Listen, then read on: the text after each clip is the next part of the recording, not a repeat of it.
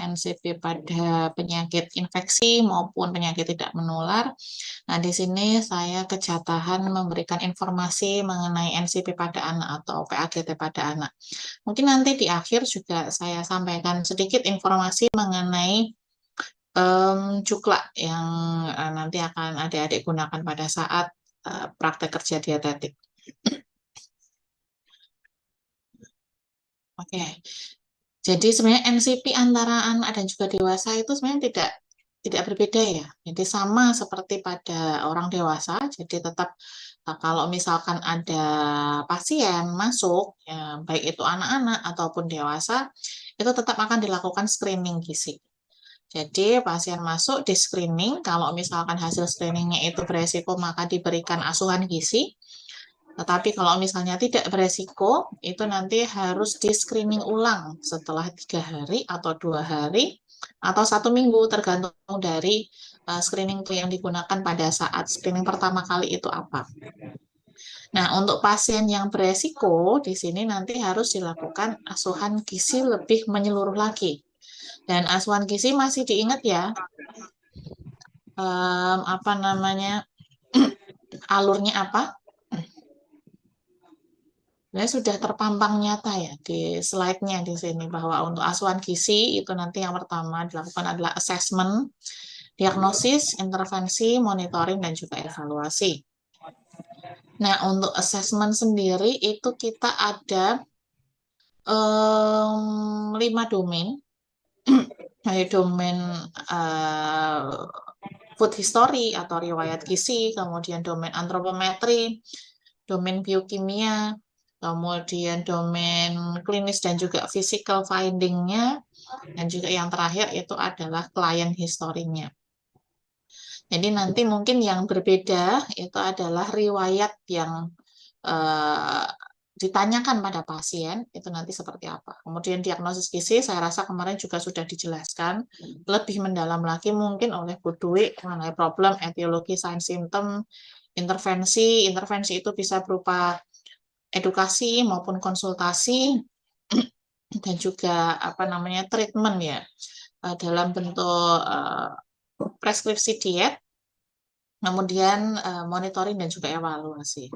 Nah, yang diukur pada saat monitoring itu sebenarnya adalah dari assessment. Jadi makanya beberapa orang itu juga menyampaikan bahwa monitoring gizi itu sebenarnya adalah reassessment, mengulang assessment lagi. Karena memang yang diukur pada saat monitoring itu adalah yang diukur juga pada saat assessment, terutama data-data yang memang pada saat assessment awal itu ada permasalahan yang berhubungan dengan gizinya.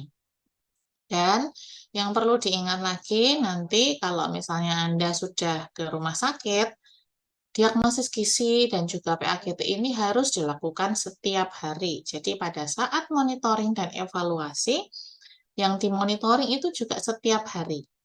Jadi beberapa domain tadi seperti terutama yang food history ya, dari recall 24 jam, client historinya, dari keluhannya, apakah ada perubahan di keluhan, kemudian ada perubahan di asupan makan, kemudian yang tanda-tanda vital, fisik klinisnya, ada perubahan tidak setiap harinya itu harus dimonitoring. Sehingga diagnosis gizi nanti bisa juga berubah setiap hari. Seperti itu. Jadi sebenarnya sama ya antara PAGT pada anak dan juga dewasa. Hanya alatnya mungkin nanti dan juga informasi yang yang digali pada anak itu sedikit berbeda. Nah, screening gizi sendiri untuk alat screening pada anak-anak itu sebenarnya juga ada banyak ya. Jadi sama seperti yang dewasa, di anak-anak itu juga ada beberapa screening tools yang bisa digunakan. Kalau dari tahun-tahun sebelumnya, jadi dari PKD-PKD yang sebelumnya, saya beberapa kali supervisi sebagian besar rumah sakit di sekitar Solo Raya ya, karena kita menggunakannya juga di sekitar Solo Raya, itu banyak menggunakan Strong Kids sebagai screening tools untuk anak-anak.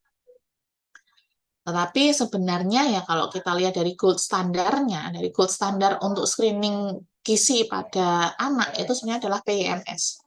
yang ini. Sehingga nanti di cuklak yang diberikan oleh prodi kepada adik-adik semua itu kita memberikan contoh alat screening pada anak-anak itu ada PMS dan juga Strong Kids. Tetapi itu hanya contoh ya. Kadang-kadang tiap rumah sakit itu membuat format tersendiri. Tetapi intinya informasi yang didapatkan itu sama. Atau informasi yang digali itu sama. Hanya saja formatnya saja yang berbeda. Sama dengan pada saat kita melihat NCP, membuat NCP atau membuat ADIME. Jadi kalau NCP yang adik-adik dapatkan di sini mungkin ada beberapa lembar ya. Jadi cukup banyak. Wah, NCP-nya kok tebal banget. Tetapi nanti mungkin pada saat adik-adik sudah di rumah sakit, kok NCP-nya 1 lembar atau 2 lembar. Ini berbeda dengan yang ada di kampus gitu kan. Sebenarnya tidak berbeda karena informasi yang digali sama, kemudian alurnya juga sama, hanya saja diperingkas. Karena kalau di rumah sakit itu kalau misalkan dikasih NCP setebal yang ada di kampus, itu nanti kan ya apa namanya rekam medisnya itu nanti terlalu tebal, ngalah-ngalahi skripsi adik-adik semua nantinya kan. Nah, sehingga nanti akan dipersingkat dan mereka biasanya beberapa sudah menggunakan rekam medis elektronik, e-rekam medis, dan juga CPPT, catatan perkembangan pasien terpadu. Jadi CPPT itu nanti yang akan mengisi tidak hanya dari ahli gizi, tetapi juga dari ahli gizi dan juga tenaga medis yang lain. Jadi dokter, dari perawat, ahli gizi, farmasis itu juga akan mengisi di form yang sama. Nanti akan disediakan form tersendiri atau satu form, tetapi akan ada tempat tersendiri untuk masing-masing tenaga medisnya. Seperti itu gambarannya kalau di rumah sakit. Nah, ini adalah salah satu alat screening yang bisa digunakan untuk melakukan screening malnutrisi pada anak-anak.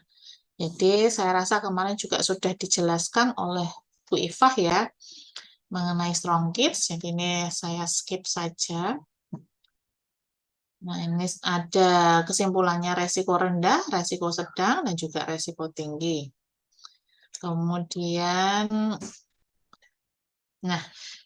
Kemudian setelah kita melakukan screening, langkah yang selanjutnya itu adalah pengkajian gizi atau assessment. Jadi yang perlu diingat di sini, jangan lupa assessment itu tidak hanya mencari data, tetapi yang namanya assessment itu ada kata-kata mengkaji. Jadi kita tidak hanya mencari, tidak hanya mengumpulkan data, tetapi kita juga harus memverifikasi dan juga menginterpretasikan data. Jadi berat badannya berapa, tinggi badannya atau panjang badannya berapa, itu harus kita cari, kita kumpulkan datanya. Kemudian setelah itu kita interpretasikan juga berat badannya berdasarkan umur. Kalau berdasarkan Permenkes itu masuk kategori apa sih status gizinya? Karena yang namanya assessment itu kan mengkaji status gizi, sehingga status gizi ini harus ada kesimpulannya, dan status gizi ini tidak hanya berdasarkan antropometri. Karena kemarin kan PSG juga ada 5 domain, berarti tiap-tiap domain itu seharusnya ada kesimpulan dari status gizinya. Jadi status gizi berdasarkan antropometri masuk kategori apa, kemudian berdasarkan biokimia, ada permasalahan atau tidak, fisik klinis maupun dieteri juga seperti apa, itu disampaikan, disimpulkan. Dan untuk assessment ini, selain Anda menginterpretasikan, kita nggak bisa menginterpretasikannya ngawang-ngawang gitu ya.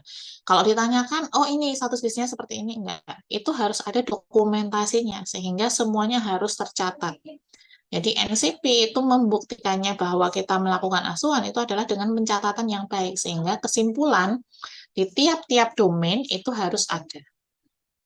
Karena itu nanti dasar kita pada saat mau melakukan diagnosis gizi. Jadi diagnosis gizi itu nanti dasarnya dari assessment. Masih ingat ya, diagnosis gizi itu isinya PES, problem, etiologi, dan juga sign symptom. Problem itu adalah permasalahan gizi, etiologi penyebab dari masalah gizi, sedangkan sign symptom itu adalah bukti Jadi data yang ada di dalam assessment itu untuk apa? Masuk ke mana? Masuk ke problem, etiologi, atau sign symptom? Kira-kira ya. Coba. Saya panggil Jihan Salsabila, ada? Halo, Jihan?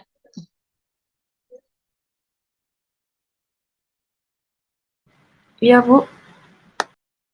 Eh, Data-data yang ada di assessment, menurut Anda, itu nanti masuknya sebagai apa? Apakah nanti dijadikan problem, dijadikan etiologi, atau dijadikan sign symptom?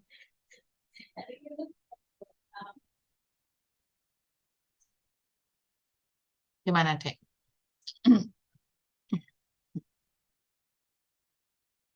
Sign symptom, Bu. Oke, jadi sebenarnya sudah jelas ya di sini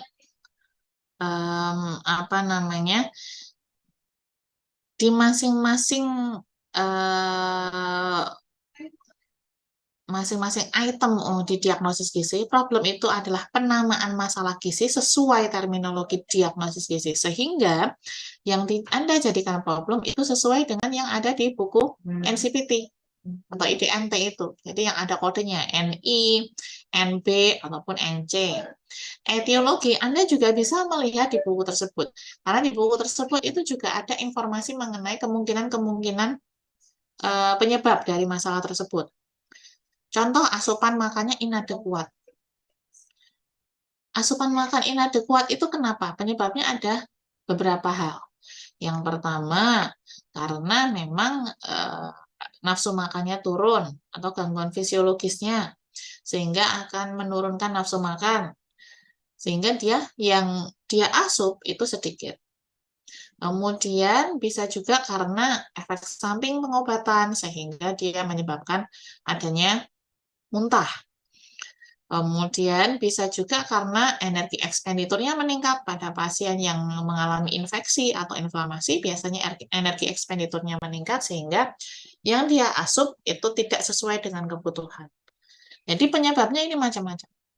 Jadi berat badan turun juga bisa seperti itu karena asupannya yang rendah atau karena adanya energi ekspenditur yang meningkat atau bisa juga karena kedua-duanya. Sehingga kita harus tahu penyebab dari masalahnya itu apa. Ini tiap orang bisa berbeda.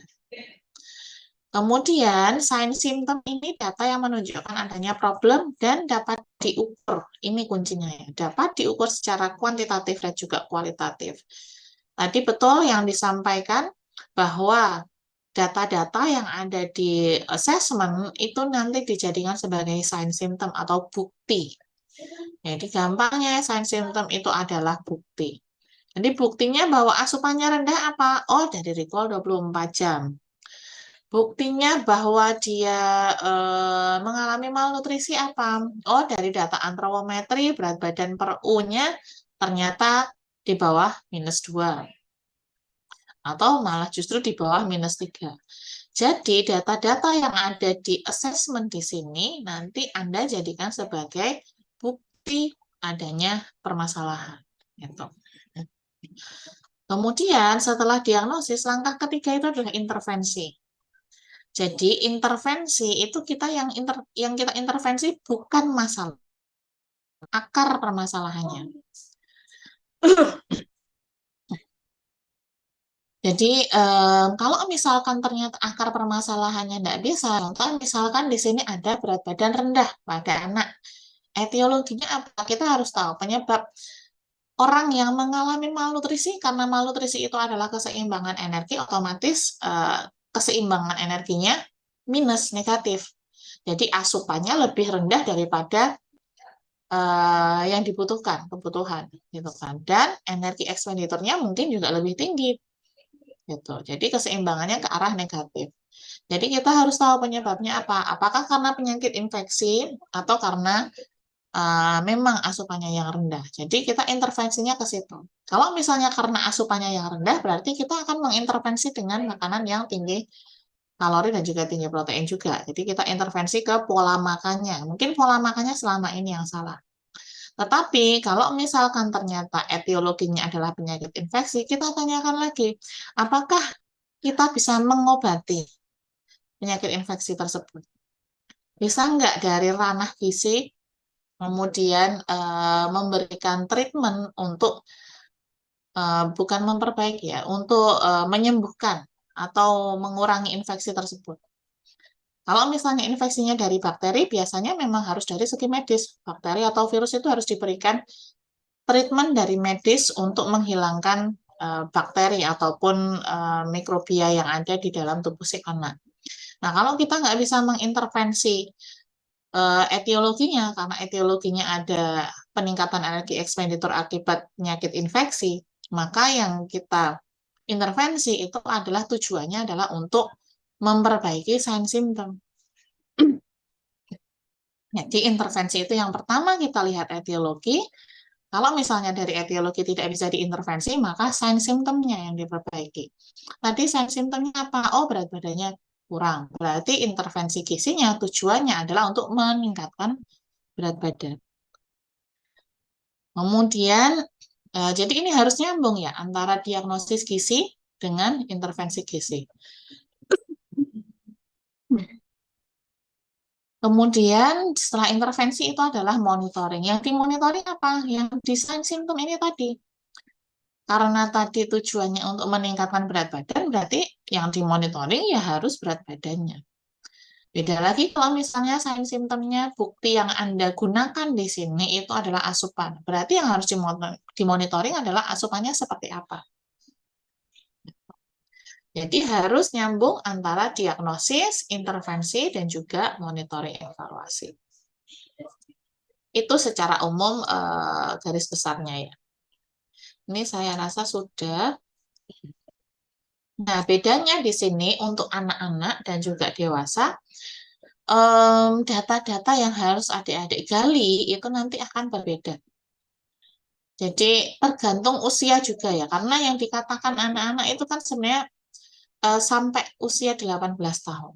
Jadi setelah 18 tahun atau 19 tahun baru nanti kan ke dokter yang lain biasanya kan.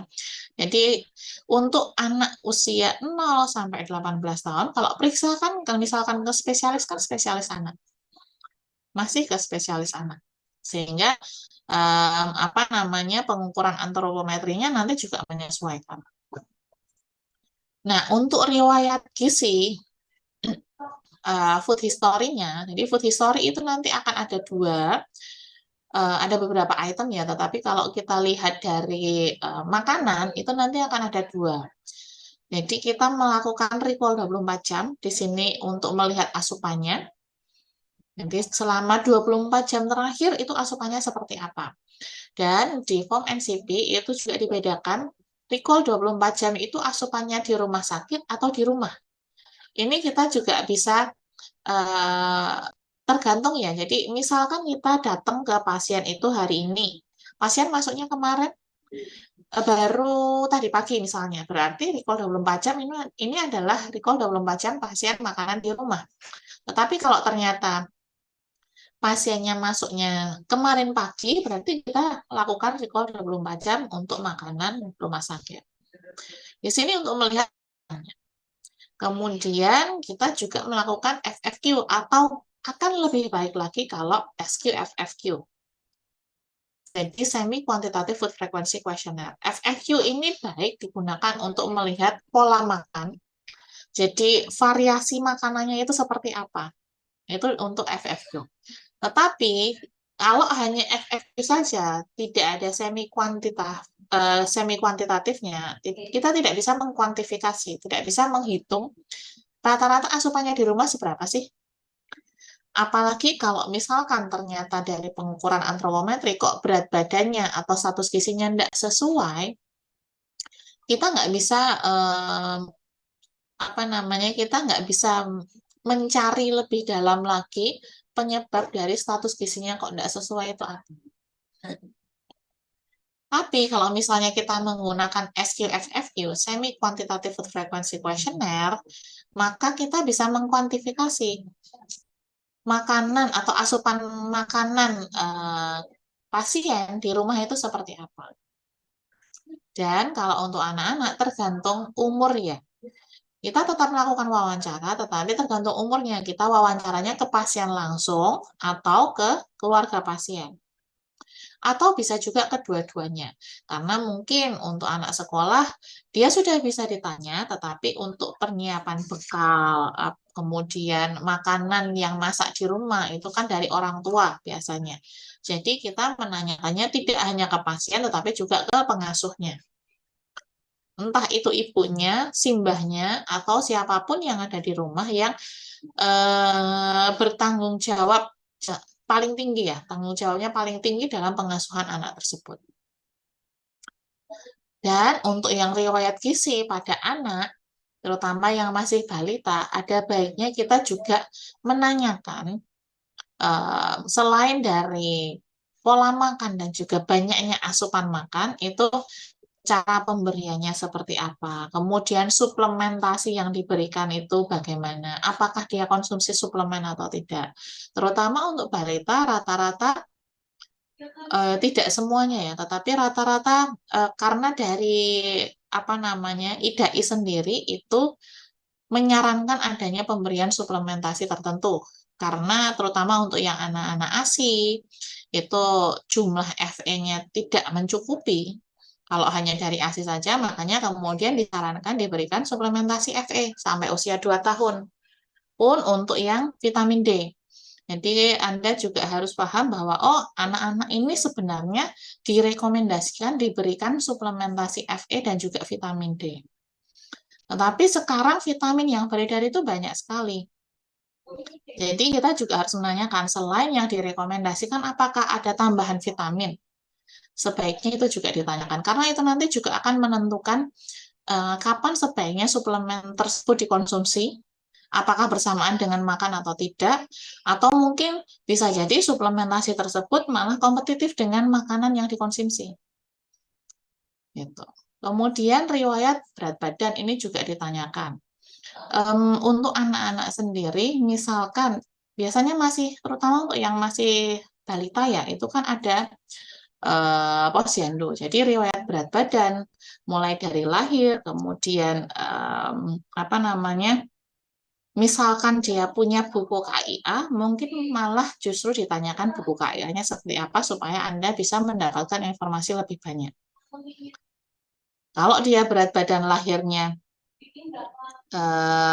apa namanya cukup atau normal, kemudian ternyata dari buku KIA kok dia ada berat badannya seret atau enggak naik-naik, nah ini harus cari tahu penyebabnya kan biasanya seperti itu. Berbeda kalau misalnya ternyata berat badan bayinya rendah, BBLR. Berat badan bayi rendah itu resikonya resiko ke infeksi, resiko ke penurunan status gizi atau status gizi kurang itu lebih tinggi. Kemudian ditanyakan juga riwayat ASI eksklusif. Apakah dia diberikan ASI? Kalau misalnya diberikan ASI sampai umur berapa? Jadi jangan nanya diberikan ASI eksklusif enggak, Bu. Ditanya aja diberikan ASI atau tidak.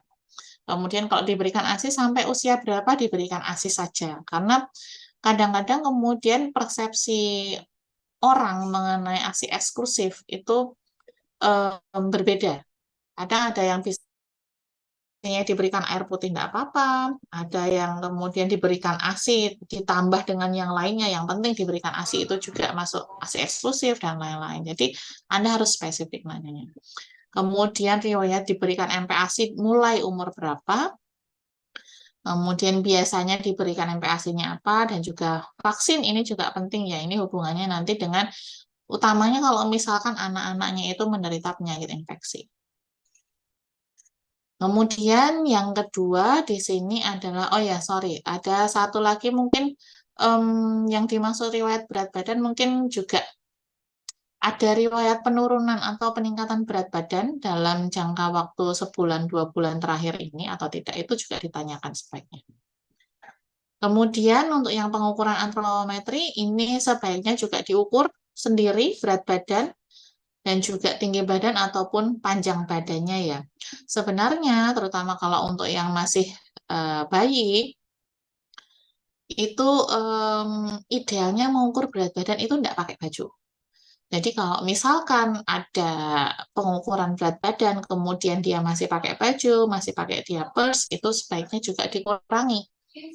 Bisa dikurangi 1-2 ons untuk bayi ataupun anak-anak yang masih menggunakan diapers ataupun baju ya. Dan yang perlu diingat untuk pengukuran antropometri ini data aktual semua ya. Jadi berat badan, tinggi badan atau panjang badan ini sebaiknya juga diukur secara aktual. Karena terutama untuk berat badan itu penambahannya itu sifatnya kan akut. Jadi misalkan dia sakit diare itu turunnya cepat. Kemudian infeksi batuk pilek gitu aja turunnya cepat. Jadi sehingga kalau bisa ini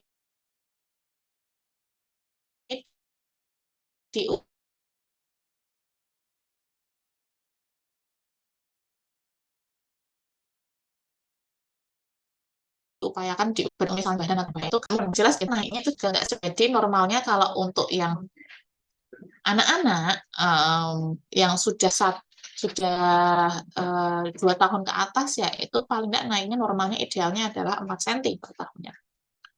Kemudian nanti Anda pakai PMK nomor 2 tahun 2020. Jadi di situ sudah ada tabelnya, masuk kategori mana dan untuk median dan lain-lainnya itu sudah ada di situ. Jadi kalau Anda mau menghitung Z-score-nya, pakai yang PMK nomor 2 tahun 2020. Dan itu interpretasinya berbeda antara berat badan per umur, berat badan per tinggi badan atau panjang badan, dan juga tinggi badan per umur atau panjang badan per umur. Jadi kesimpulannya harus disesuaikan dengan yang di Permenkes itu ya. Kemudian kalau untuk yang antropometri di sini kalau bisa diukur beberapa, jadi tidak hanya berat badan per umur saja, karena kalau berat badan per umur saja kita tidak bisa melihat kebiasaan makan atau pola makannya sebelumnya itu baik atau enggak. Padahal anak-anak ini masih butuh untuk pertumbuhan juga. Kalau misalkan ternyata pola makannya kurang baik dan itu terlihat dari tinggi badan atau panjang badannya, itu kita bisa mengintervensi. Tetapi kalau tidak ada data tinggi badan, berat badan, jadi kan kita hanya intervensi yang status gizinya untuk saat ini. Kemudian yang ketiga data biokimia, di sini nanti akan menyesuaikan keluhan dan diagnosis medis. Jadi yang dicek nggak akan 1-2 pasien sama-sama dicek biokimia hal yang sama. Tergantung dari keluhan dan juga penyakit yang diderita masing-masing anak. Fisik klinis itu tanda-tanda vital, jadi berbeda dengan yang dewasa ya. Kalau dewasa itu kan sebenarnya semuanya sama, ada tekanan darah, nadi, respirasi, dan juga suhu. Kalau dewasa kadang-kadang suhu ini tidak dicek. Tetapi berbeda dengan yang dewasa. Anak-anak suhu ini wajib dicek. Karena mereka masih rentan infeksi, rentan inflamasi. Jadi sistem imunnya belum sebaik orang dewasa. Sehingga infeksi sedikit, kemudian badannya hangat gitu kan. Kemudian demam. Jadi biasanya akan dicek terus untuk suhunya. Malah justru yang tekanan darah ini yang tidak dicek setiap harinya biasanya. Jadi tanda-tanda vital ini dicek, abdomen kalau ada data, ekstremitas, kepala, dan lain-lain. Dan juga tingkat kesadaran, jangan lupa ya adik-adik juga dicek lagi karena tingkat kesadaran itu ada beberapa tingkat, jadi mulai dari kompos mentis sampai koma itu lewatnya banyak. Ada 7 atau 8 tingkatan. Silahkan nanti dicari tingkat kesadaran itu terdiri dari apa saja sih. Dan biasanya itu nanti kalau untuk yang dewasa dicek pakai Glasgow Coma Scale ya, GCS-nya. Kemudian riwayat klien, riwayat penyakit dahulu yang pernah diderita apa, pengobatan yang pernah dijalani, misalnya riwayat penyakit keluarga, terutama untuk penyakit-penyakit yang diturunkan, kadang-kadang juga ada beberapa orang yang lebih rentan, gitu ya. Jadi kalau misalnya orang tuanya itu ada yang pernah menderita atau keluarganya itu pernah ada yang kanker, jadi bisa jadi resiko anak tersebut menderita kanker lebih tinggi. Sosial ekonomi, data umum pasien di sini terutama ke identitas dan juga keluhan. Jadi keluhan ini adalah alasan utama pasien tersebut masuk rumah sakit. Bisa jadi pasien tersebut anak itu mungkin menderita TB, tetapi keluhan utama masuk pasiennya bukan karena TB. Nanti di diagnosis medis akan muncul TB gitu kan. Jadi pasien masuk karena diare, tetapi diagnosisnya ada diare dan TB gitu. Jadi diagnosisnya bisa ada beberapa, tetapi yang dimaksud dengan keluhan utama itu adalah alasan pasien masuk rumah sakit itu kenapa. Kemudian ini untuk yang antropometri ya, jadi berat badan menurut umur, panjang badan menurut umur di sini kan apa namanya pengkategoriannya berbeda. Kalau berat badan itu normal, kurang, dan juga sangat kurang. Kalau tinggi badan itu normal, tinggi, stunted, dan lain-lain. Kalau berat badan per tinggi badan, itu ada gizi baik, gizi kurang, gizi buruk, dan lain-lain. Untuk biokimia yang paling sering untuk anak-anak itu adalah infeksi biasanya. Jadi infeksi itu biasanya yang dicek limfosit, leukosit ini dari sel darah putihnya. Kemudian segmen itu ada neutrofil, basofil. Nah, segmen ini nanti yang akan menentukan jenis yang menginfeksinya itu apa.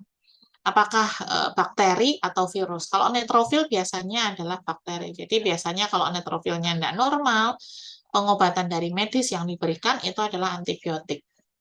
Kalau virus itu tidak diberikan antibiotik nantinya kan. Jadi segmen ini perlu dilakukan pengukuran untuk menentukan mikrobianya atau yang menginfeksi pasien tersebut itu apa. Kadang-kadang kalau misalnya tidak spesifik, kita mau yang spesifik, itu kadang-kadang juga akan dicek imunoglobulin. IgG anti dengu, IgM anti dengu. Nah, itu berarti sudah spesifik. Oh, dia mungkin mengarah ke DHF misalnya, atau mengarah ke tifoid. Itu nanti akan dicek biokimia yang lainnya. Nah, untuk yang KEP, kekurangan energi protein, itu biasanya yang dicek juga ada albumin, total protein, HB, ini HB, HCT, MCV, MCHC ini mengarah ke anemia semua ya. Jadi untuk anak-anak batasannya ada 13 sebenarnya, tapi biasanya kalau misalnya sudah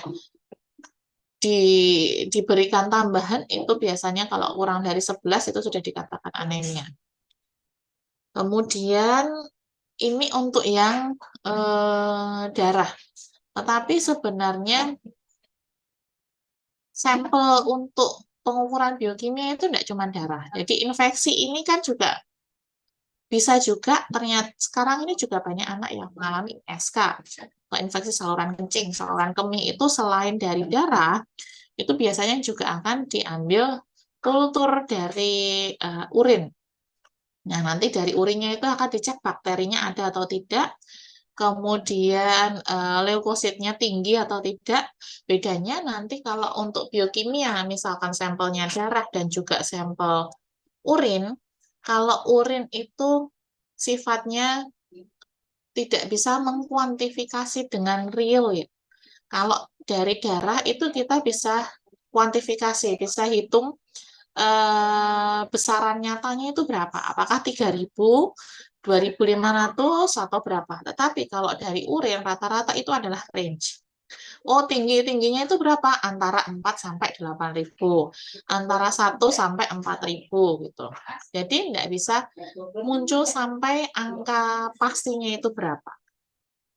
Tetapi beberapa itu perlu diukur apa namanya dari urinnya. Contoh juga misalkan pada pasien sindroma nefrotik. Jadi pasien sindroma nefrotik ini lebih banyak menyerang pada anak-anak.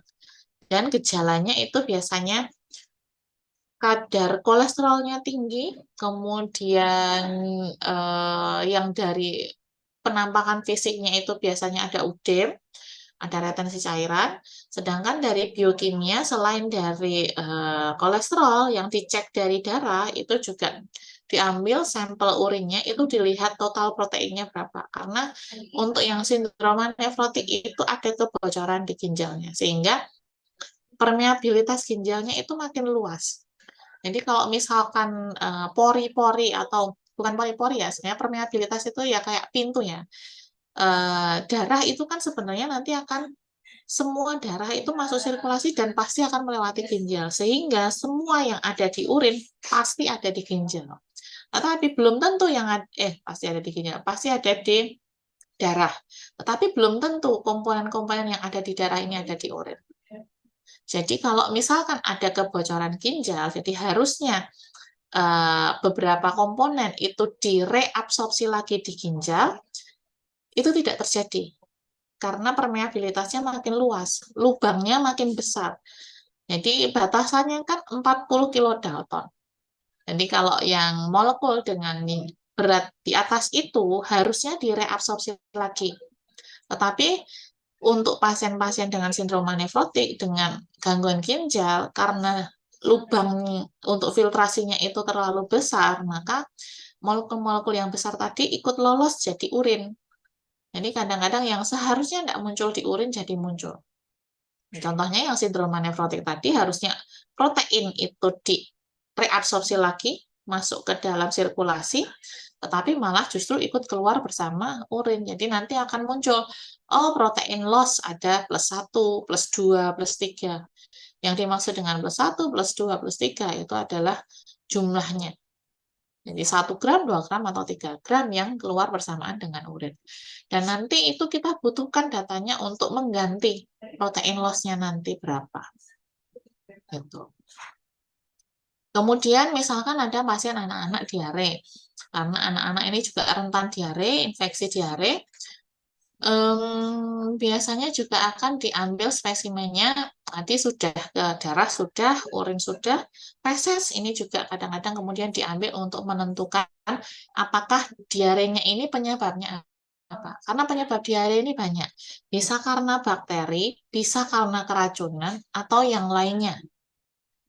Karena penanganan dari medis sendiri pun juga akan berbeda.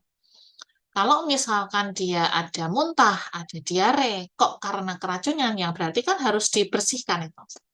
Tetapi ternyata kalau misalkan diambil spesimen fesesnya, ternyata dia diarenya kok karena bakteri, berarti harus dihilangkan juga bakterinya. Caranya apa? Dengan antibiotik misalnya. Tetapi kalau anak-anak berbeda dengan dewasa. Dewasa mungkin kalau kita diare atau ya diare ya istilahnya ya, itu kita minum obat pasaran tidak masalah. Tetapi untuk anak-anak itu nggak bisa, nggak boleh. Tidak disarankan untuk memberikan obat diare pada anak-anak. Karena pada anak-anak penanganan diare itu biasanya diberikan zinc dan juga probiotik selama 14 hari. Jadi tujuannya adalah zinc itu suplementasi ya. Jadi suplementasi untuk memperbaiki lumen-lumen ususnya. Jadi mengganti, istilahnya ya ganti kulit lumen usus ya. Jadi itu walaupun nanti diarenya itu belum 14 hari kok sudah sembuh, itu tetap harus diberikan. Karena regenerasi selnya itu nanti dari penelitian itu menunjukkan bahwa perbaikan sel-sel lumen di usus itu butuh waktu 14 hari untuk lebih baik. Jadi harus minimal diberikan zinc dan probiotik selama 14 hari. Sehingga kalau misalnya kita mau memberikan dietnya itu ya yang tidak memacu atau yang tidak yang bisa membantu mikroflora di usus itu apa? Karena kan tadi dari medis sudah diberikan probiotik. Ya gimana caranya kita bisa memberikan prebiotik? Jadi sudah diberikan probiotik, kita berikan makanan untuk probiotiknya itu yaitu prebiotik. Jadi cari makanan-makanan yang sumber prebiotik dan juga mengandung tinggi zinc sehingga nanti misalkan dia setelah 14 hari dia sudah lepas dari suplementasi, kita tetap bisa memberikan kebutuhan akan zinc, kebutuhan akan probiotik dan juga prebiotiknya itu tetap dipenuhi terus. Gitu ya. Jadi untuk biokimia nanti spesimen bisa darah, bisa urin, bisa feses, dan yang diukur itu menyesuaikan dengan diagnosis medis dari pasiennya. Kemudian kita ke diagnosis. Diingat ya, jadi itemnya itu ada problem, etiologi, sign, symptom, di mana antara problem dan etiologi itu ada kata penghubung berkaitan dengan, antara etiologi juga sign, symptom, itu ada kata penghubung dibuktikan oleh. 3 domain problem gizi, ada domain asupan, domain klinis, dan juga domain perilaku atau lingkungan. Saya harap adik-adik sudah punya NCPT karena beberapa item yang ada di NCPT itu berbeda dengan di IDNT yang ada di buku kuning. Yang paling menonjol kalau misalkan kita membahas mengenai diagnosis gizi itu adalah diagnosis malnutrisi karena ini sering sekali digunakan di rumah sakit. Malnutrisi itu kalau di buku IDNT itu masuk ke domain intake. Anda bisa dicek di NI 5 berapa gitu, saya lupa. Sorry, NI 1.5 atau berapa gitu kan. Tetapi di NCPT yang terbaru itu domain malnutrisi itu nanti masuknya ke domain klinis nantinya. Atau kebalik ya, saya lupa. Saya cek dulu. Jadi memang ada beberapa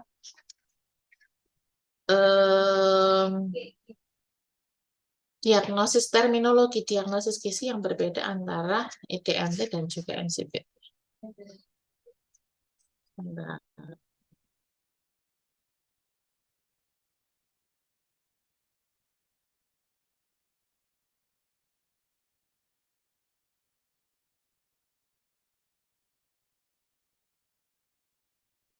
Oke.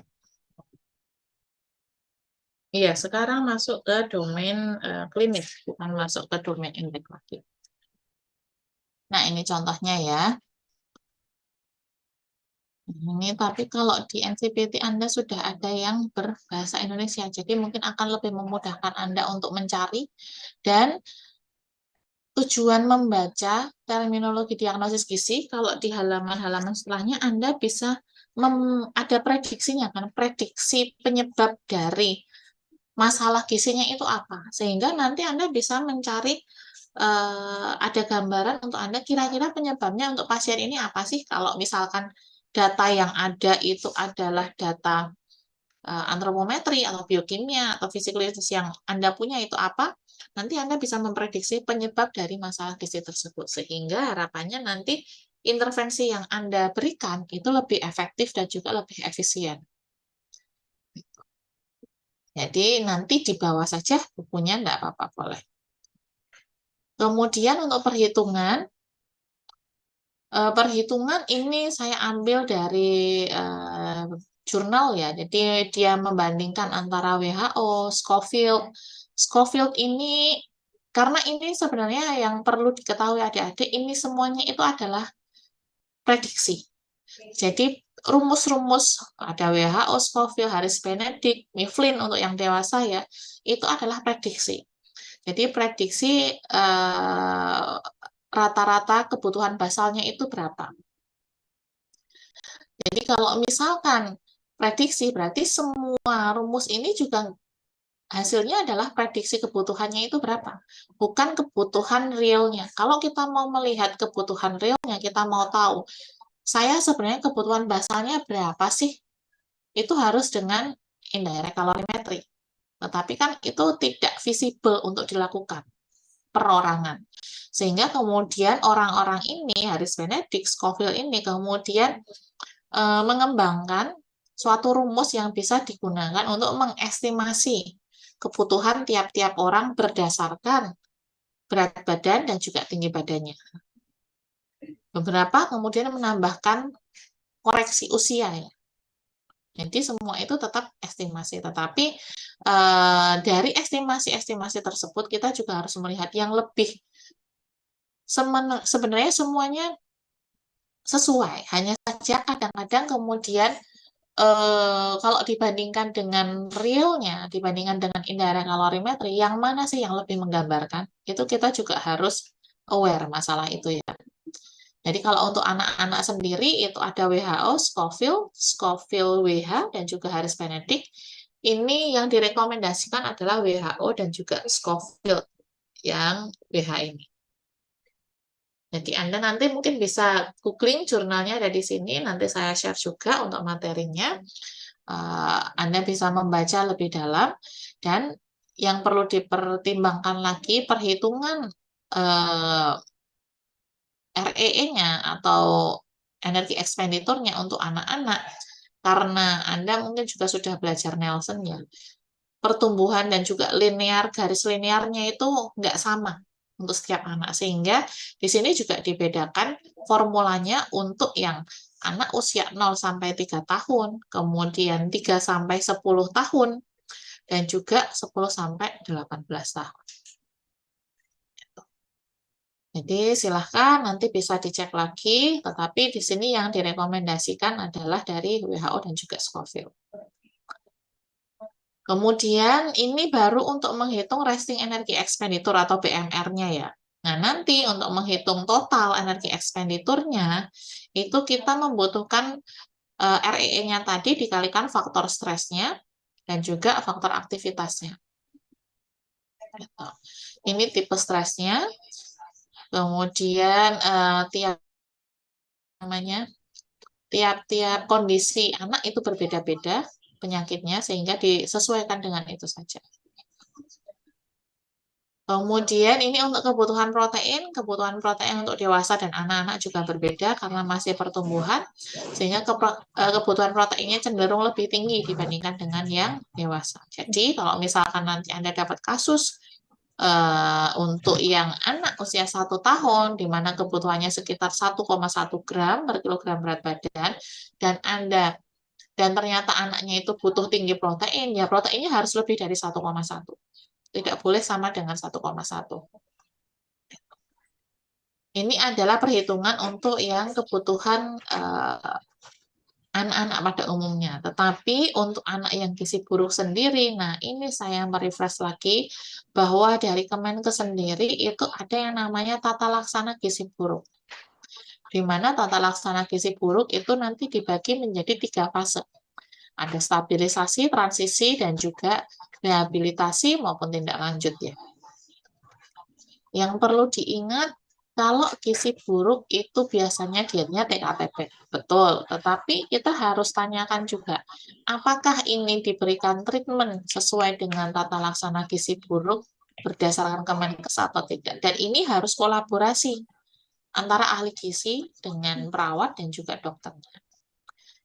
Nah, untuk yang tata laksana gizi buruk sendiri, untuk 1 minggu pertama, itu biasanya di treatment di fase stabilisasi. Jadi, fase stabilisasi itu belum mengintervensi, sebenarnya sudah mengintervensi, tetapi fokusnya itu belum ke peningkatan zat gizi. Jadi, fokusnya itu ada di dehidrasi, hipotermia, dan juga hipoglikemia. Jadi namanya stabilisasi berarti tujuannya adalah untuk menstabilkan, terutama untuk kebutuhan-kebutuhan basal. Nah, pada fase stabilisasi ini makanan diberikan full cair dengan densitas kalorinya nggak nyampe 1 cc 1 kilokalori. Adik-adik kan baru belajar makanan enteral ya. Jadi rata-rata densitas makanan enteral itu adalah 1 cc 1 kilokalori. Tapi pada fase-fase awal untuk stabilisasi itu kurang dari 1 cc 1 kilokalori. Kenapa? Karena kalau misalnya diberikan langsung tinggi, resikonya adalah ada refeeding syndrome. Apa itu refeeding syndrome? Silahkan dibuka lagi untuk yang tata laksana gizi buruk. Kalau diberikan tinggi kalori, nanti bisa gagal jantung dan lain-lain. Itu tanda-tandanya seperti apa. Nah, makanan padat itu baru mulai diberikan di fase transisi, di mana nanti bentuk maupun porsinya akan ditingkatkan di fase rehabilitasi. Jadi harus dicek lagi khusus untuk yang gizi buruk itu penanganannya apakah ditangani dengan tata laksana gizi buruk atau tidak. Nah, ini ya kebutuhan akan energi, kemudian protein dan juga cairan pada fase stabilisasi. Jadi bisa dilihat kebutuhannya itu per kilogram berat badannya antara 80 sampai 100. Jadi kalau misalkan adik-adik tadi melihat bahwa stabilisasi itu jangkanya 1 minggu, dimulai dari 80 dulu. Jadi selalu dimulai dari yang paling rendah. Kalau misalkan dari yang paling rendah daya terimanya bagus, hari ketiga Anda tingkatkan jadi 90, kemudian hari keempat Anda tingkatkan jadi 100, boleh. Tetapi kita lihat dulu daya terimanya. Kalau kilokal mengikuti ya, kalau misalnya energinya dari 80 ya proteinnya dari 1, jangan langsung 1,5, karena nanti menentukan apa namanya resepnya itu nanti akan susah kalau misalkan Anda energinya pakai yang rendah, proteinnya pakai yang tinggi, atau sebaliknya, energinya pakai yang tinggi, proteinnya pakai yang rendah, gitu. Nah, untuk cairannya ini mengikuti dari kondisi anaknya. Kalau misalnya anaknya itu tidak ada UDEM, boleh diberikan 130 ml per kilogram berat badan. Tapi kalau misalnya ada UDEM, maksimal diberikan 100 ml per kilogram berat badan. Itu untuk yang stabilisasi. Nah, untuk yang transisi di sini kebutuhannya mulai ditingkatkan. Jadi antara 100 sampai 150, protein juga antara 2 sampai 3 gram mengikuti yang atas. Jadi mulai dari yang rendah dulu ditingkatkan secara pelan-pelan sampai di akhir minggu kedua itu harapannya sudah sampai 150 kilokalori per kilogram berat badan dan proteinnya 3 gram per hari. Kebutuhan cairannya di sini juga sudah mulai ditingkatkan 150 mili per kilogram berat badan per hari. Nah, ini untuk yang fase rehabilitasi. Jadi di sini mulai diberikan apa namanya sampai 220 kilokalori per kilogram berat badannya. Jadi peningkatannya sudah lumayan cukup drastis di sini. Kemudian, nah ini pemberian makanannya itu juga tergantung dari berat badan. Jadi ini adalah frekuensi makannya kalau misalnya sudah masuk ke fase rehabilitasi. Jadi makanan padat itu juga tergantung dari berat badan si anak. Kalau berat badannya kurang dari 7, itu diberikan makanan lumat. Tetapi kalau berat badannya sudah 7 ke atas, maka makanan yang diberikan itu bisa makanan lunak atau makanan biasa. Itu mungkin sampai sini. Ada yang mau ditanyakan dulu? Silahkan.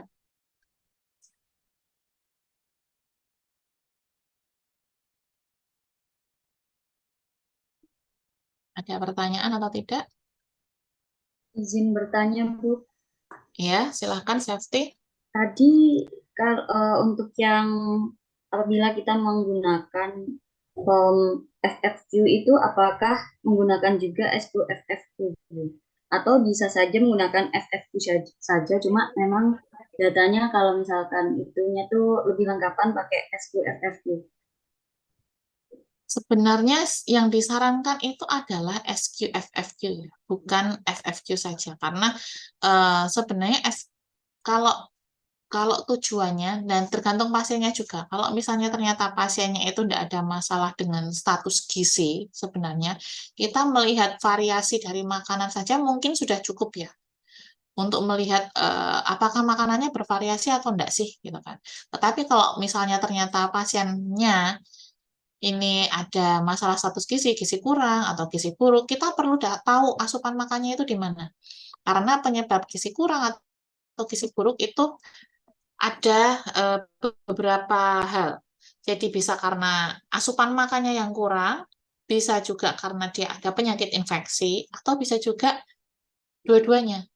Jadi kalau misalkan kita tidak tahu asupan makannya selama di rumah ini bagaimana, kita kan hanya melihat variasinya. Jadi kita nggak akan bisa menyimpulkan bahwa, oh ini mungkin memang karena asupannya yang rendah, dia status gizinya jadi buruk atau status gizinya jadi kurang.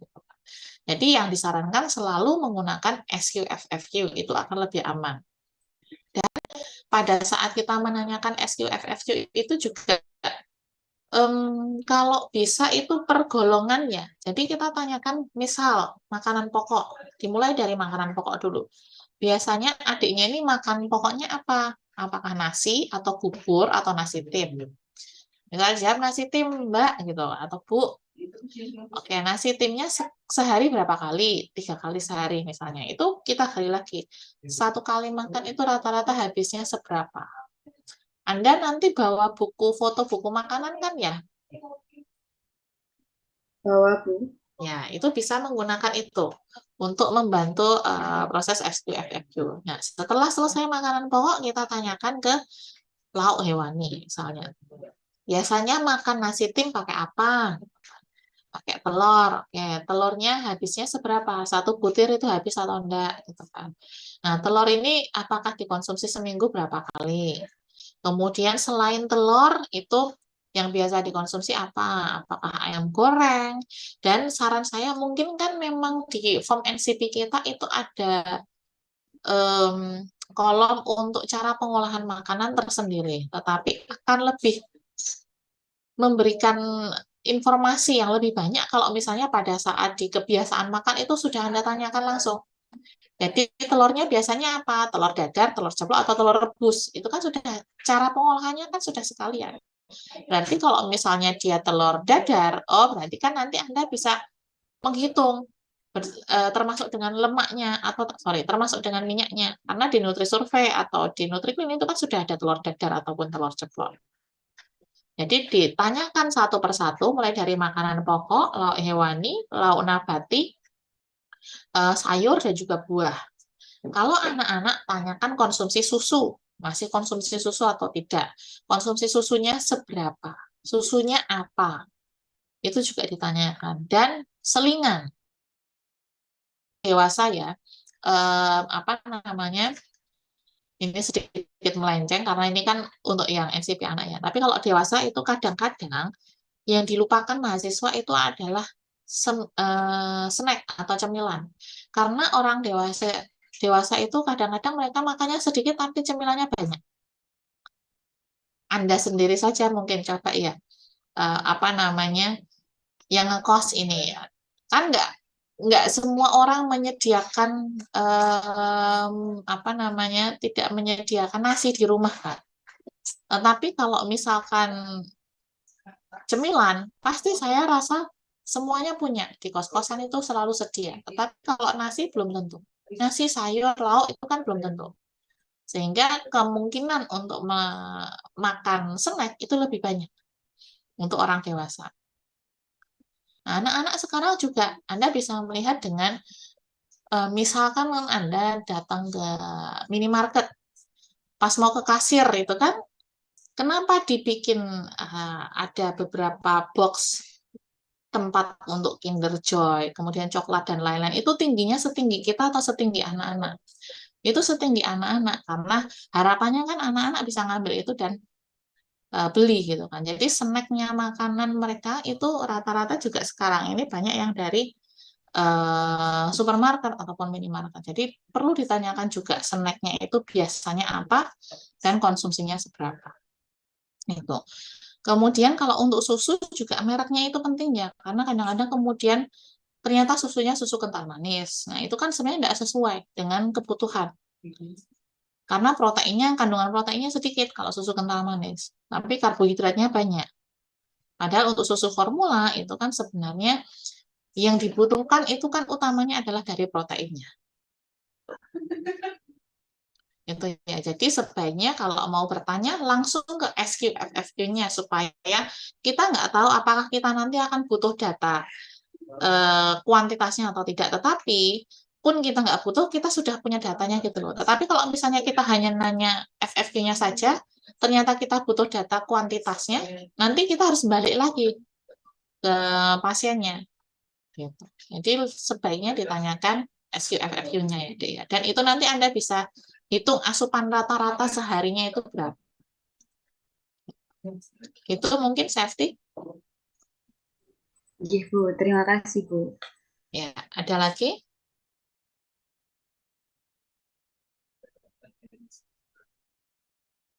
Jangan lupa besok kalau ke rumah sakit sarapan ya, Dek. Jangan sampai pingsan ya di rumah sakit ya. Karena energinya itu butuh banyak nantinya di rumah sakit itu. Anda akan menghadapi orang-orang sakit, itu butuh energi jauh lebih banyak daripada menghadapi dosen-dosen saat kuliah nantinya ya. Karena saya punya teman juga begitu kerja di rumah sakit badannya kurus. Ternyata stres menghadapi orang sakit. Nah, gitu. Ya, ada lagi?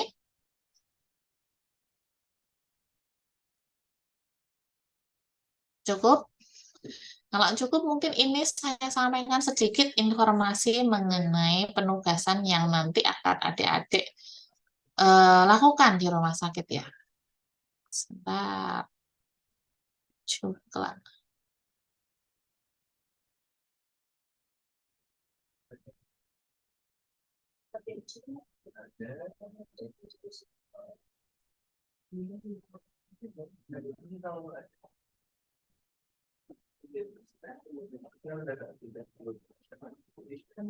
Nah, sudah terlihat? Ya, Bu. Ya, Bu.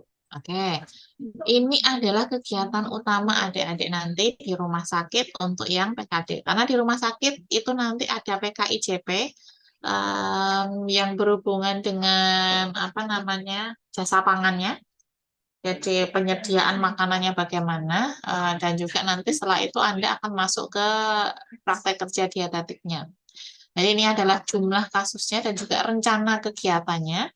Jadi waktunya ada 5 minggu. Untuk yang pasien anak itu nanti adik-adik akan mengerjakan 2 kasus. Jadi nanti Anda akan melakukan screening. Walaupun mungkin di rumah sakit itu mereka sudah di screening, Anda melakukan screening ulang ya. Karena kita bukan seuzon, tetapi beberapa yang melakukan screening gizi itu kan sebenarnya harusnya idealnya adalah ahli gizi, tetapi kan realisasinya yang melakukan adalah apa namanya perawat. Sebenarnya kompetensi untuk screening gizi itu kan kompetensi ahli gizi. Sehingga kita melakukan verifikasi di sini apakah betul datanya seperti itu. Jadi tetap dilakukan screening gizi, kemudian Anda membuat assessment adimennya, assessment, diagnosis, intervensi. Intervensi bisa preskripsi diet dan juga konseling atau konsultasi gizinya dan juga monitoring dan evaluasi. Kemudian itu ada 2 kasus untuk yang kasus anak. Kemudian untuk yang kasus di bangsal penyakit dalam itu ada 3 kasus karena di bangsal penyakit dalam itu ada biasanya penyakit dewasa, orang-orang dewasa itu di situ dan itu bisa penyakit infeksi, bisa juga penyakit degeneratif. Jadi harapannya nanti ada penyakit infeksinya dan juga ada penyakit degeneratifnya. Kemudian nanti di bangsal bedah itu nanti ada 2 kasus. Nanti disampaikan, oh ya, untuk yang di bangsal bedah ini, kadang-kadang yang terlupa ditanyakan itu adalah hari keberapa sebelum atau setelah operasi, itu penting untuk diketahui. Kadang-kadang ada pasiennya habis operasi tonsil misalnya, hari keberapa gitu. Waduh, kemarin nggak ditanyakan gitu kan. Padahal sebenarnya itu nggak perlu ditanyakan. Di rekam medis itu kan sebenarnya sudah ada. Kapan dilakukan tindakan? Dan tindakan itu penting untuk didokumentasikan. Jadi di dokumentasi NCP bagian belakang itu kan ada terapi medis atau tindakan medis. Jadi tindakan medis itu juga dituliskan di situ.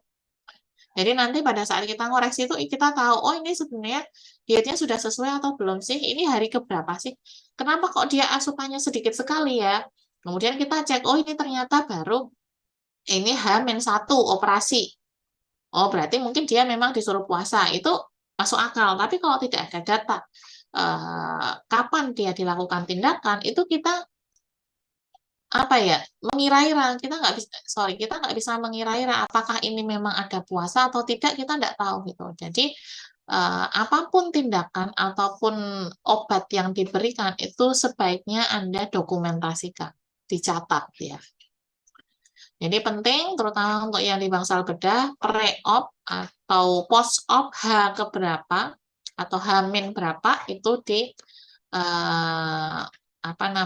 disampaikan di laporannya.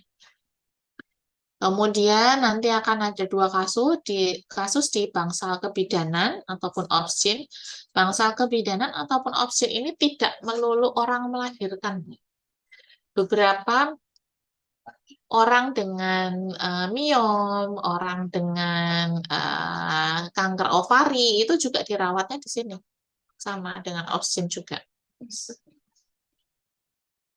Kemudian ada dua kasus di bangsal penyakit kritis HCO. Ini belum tentu setiap rumah sakit ada. Jadi kalau misalkan nanti ternyata dari pihak rumah sakit, karena ini kan penyakit kritis, nggak bisa dipakai buat main-main kan ya. Takutnya salah penanganan, sehingga tidak semua rumah sakit mengizinkan mahasiswa magang maupun PKL untuk menangani pasien tersebut. Jadi untuk pasien-pasien atau untuk rumah sakit yang memang tidak mengizinkan pasiennya ditangani oleh mahasiswa magang ataupun PKL, biasanya ini kita alihkan ke penyakit dalam atau yang lain, obscene juga boleh. Jadi nanti mungkin yang tidak boleh ke penyakit kritis, kasus yang lainnya mungkin akan lebih banyak. Gitu. Kemudian, nah ini ada satu kasus yang dilakukan secara studi mendalam. Jadi studi mendalam ini lebih lama waktunya dibandingkan dengan yang kasus harian. Ini sekitar 3-5 hari.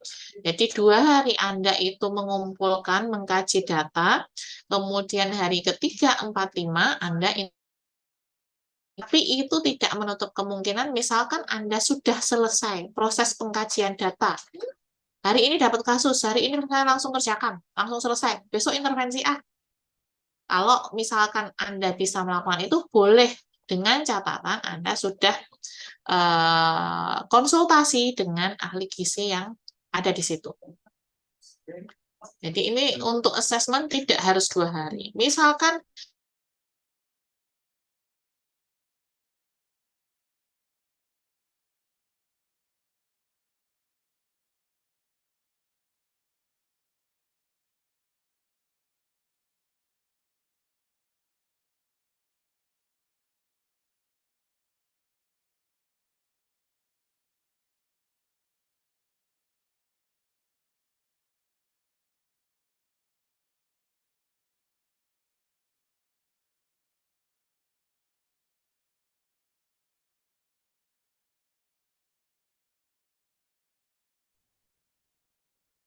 oke, saya balik lagi. Mohon maaf, tadi terpental ya. Share screen-nya hilang ya? Oke. Misalkan sampai mana ya tadi? Sampai mana, Dek? Kasus mendalam, Bu. Kasus mendalamnya kenapa ya tadi ya? Pemorsian ya, pemorsian sampai, oh iya, karena standar makanan rumah sakit itu dibikin general ya, itu enggak bisa per individu, tetapi kan nanti kalau misalkan Anda di kasus mendalam, Anda kan dapat kasusnya individu. Jadi ini untuk melatih adik-adik, kalau misalkan kasus saya ternyata butuh dietnya 1.550, kemudian dengan jumlah makanan segini-segini, tetapi ternyata dari standar diet rumah sakitnya itu sekitar 1.700, berarti kan itu enggak sesuai dietnya. Jadi nanti Anda bisa melakukan rekomendasi diet.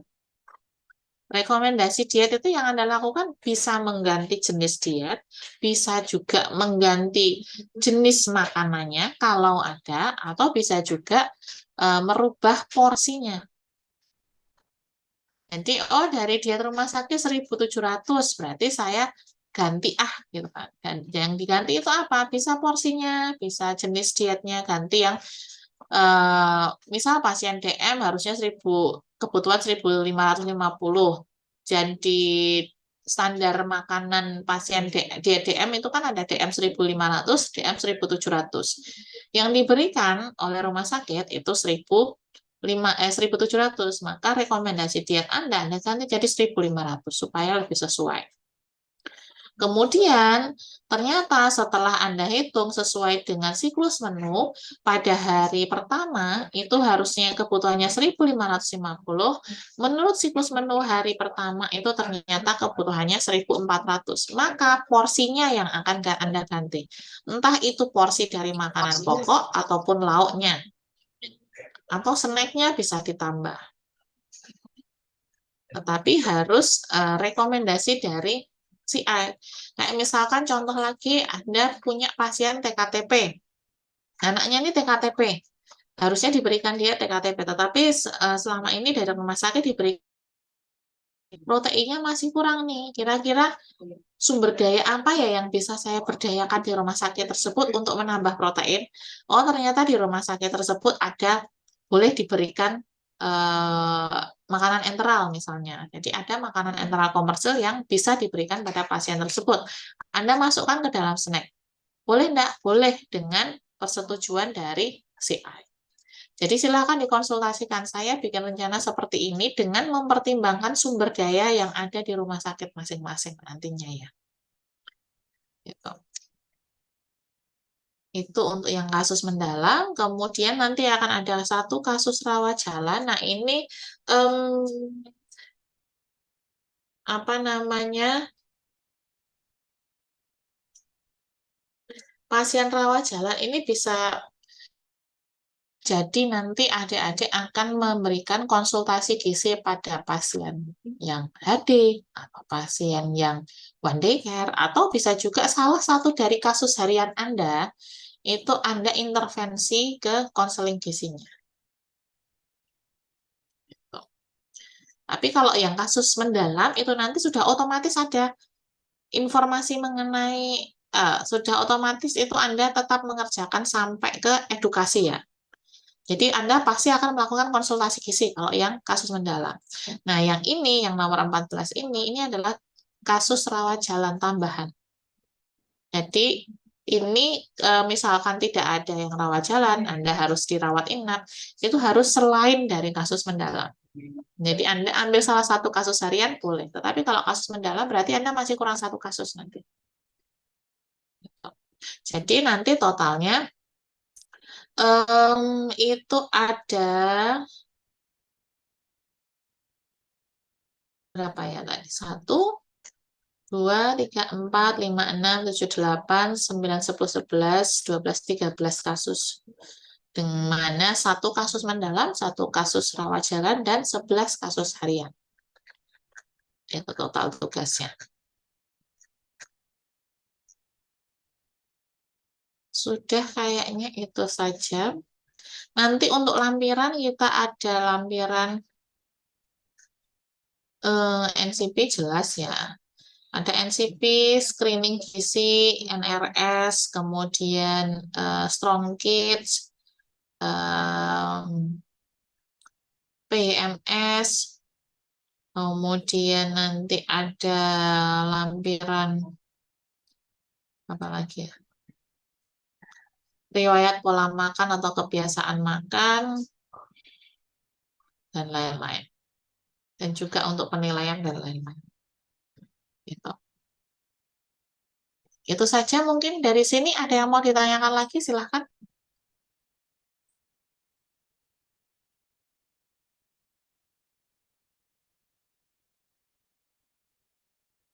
Kemudian pesan saya juga apa namanya, selain dari Anda mempersiapkan diri ke arah materi, ke arah apa attitude itu juga nanti akan menjadi salah satu penilaian penting ya.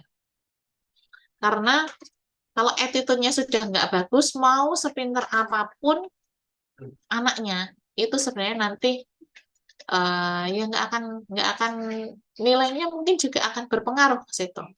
Jadi silahkan nanti Anda itu membawa nama baik UMS. Jadi Anda ya, kita dari institusi Muhammadiyah.